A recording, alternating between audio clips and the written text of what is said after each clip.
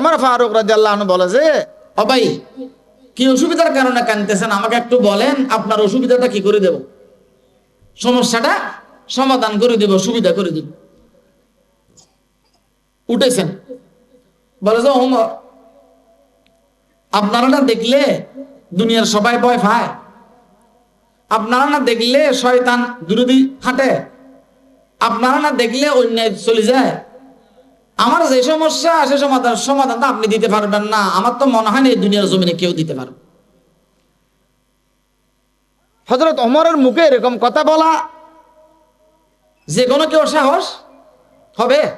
হবে না। কেন? ওমরকে দেখলে ভয় পায় মানুষ। হযরত ওমর রাদিয়াল্লাহু আনহু বলে যে, অদোস্ত, আমি যদি সমাধান করতে না পারি, এখনো দুনো জাহানের সরদার মুহাম্মদুর রাসূল সাল্লাল্লাহু আলাইহি ওয়াসাল্লাম জীবিত আছেন, কি করব? আল্লাহর পয়গম্বরের কাছে যায়, আপনার সমস্যার কথা বলি, হুজুরের থেকেই করে নিব, সমাধান করিয়ে দেব।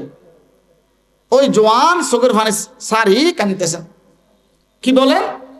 আমার ভয় লাগতেছে যে দুনো জাহানের সরদার মুহাম্মদুর রাসূল সাল্লাল্লাহু আলাইহি ওয়াসাল্লাম আমার সমাধান মনে হয় করতে পারবে না। এই কথা বলার সাথে ওমর রাদিয়াল্লাহু আনহু দাঁড়ায় গেছেন, স্টলে যেয়ে গেছেন, তার এক কোলে করি মসজিদ নববীতে ঢুকেছেন।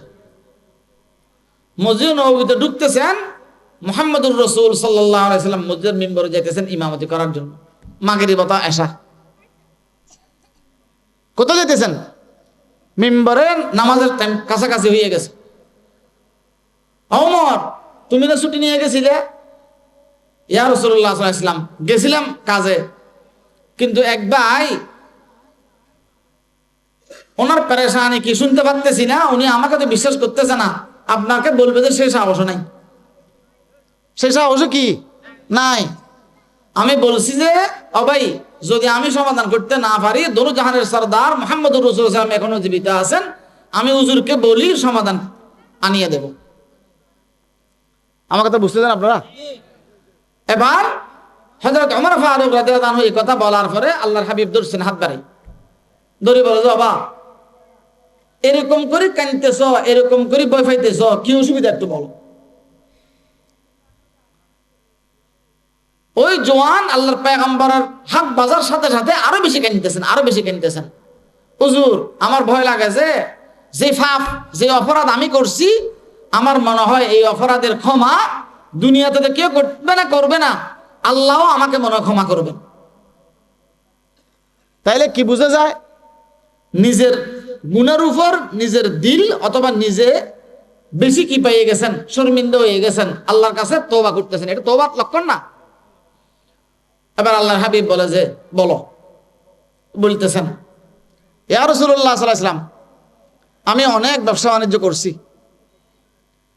কোন ব্যবসা বাণিজ্য সফলতা আনতে পারিনি। ইয়া রাসূলুল্লাহ সাল্লাল্লাহু আলাইহি ওয়াসাল্লাম, আমি অনেক চাকরি বাকরি করছি, কোন চাকরি, কোন কাজে আমার পরিপূর্ণতা চলনের মধ্যে যেই খরচ, সে খরচের পরিপূর্ণতা আমি পৌঁছতে পারিনি। ইয়া রাসূলুল্লাহ সাল্লাল্লাহু আলাইহি ওয়াসাল্লাম, আমি চাষবাস, ক্ষেত ফাতর, ফল আদি সব কাজ করছি, কিন্তু ইয়া রাসূলুল্লাহ, আমার এই কাজেগুলাই আমার জরুরত পুরা হয় নাই। শেষ পর্যন্ত ইয়া রাসূলুল্লাহ সাল্লাল্লাহু আলাইহি ওয়াসাল্লাম, আমি চুরির ব্যবসা ধরছি, চুরি করা শুরু করছি। কি শুরু করছি? আমার কথা বুঝতেছেন? কি শুরু করছি? চুরি করার পরে এখানে কি নাই, কোনো কুম নাই, যা পাইতেছি তা আমার কি লাভ। চুরি করতে করতে দেখলাম যে এক পর্যায়ে চুরির মধ্যেও ধরা খায়। চুরির মধ্যে লস বলে কি? ধরা খাওয়া। আর না, যা পায় তা কি লাভ। যদি ধরা খায় তাহলে সব শেষ। ইয়া রাসূলুল্লাহ সাল্লাল্লাহু আলাইহি ওয়াসাল্লাম, চুরির ফতেটা বন্ধ করি, চুরির মধ্যে আরেকটা লাইন অবলম্বন শুরু করছে, আরেক তরিকা কি করলাম, ধরলাম। চুরির তরিকা ভিন্ন পথ কি? ইয়া রাসূলুল্লাহ সাল্লাল্লাহু আলাইহি ওয়াসাল্লাম, আমি কবরস্থানে গিয়া নতুন নতুন মুর্দার যেগুলা কবর দে, সেগুলা আমার যন্ত্র দিয়া, মেশিন দিয়া লাশের কাফনগুলো চুরি করি, নিয়ে ফেলি। এদিকের মানুষ মারা গেলে এদিকের বাজারে বিক্রি করি, সেদিকের মানুষ মারা গেলে এদিকের বাজারে বিক্রি করি। এটার মধ্যে ধরা খাওয়ার সম্ভাবনা, আশঙ্কা কি কম। কেন?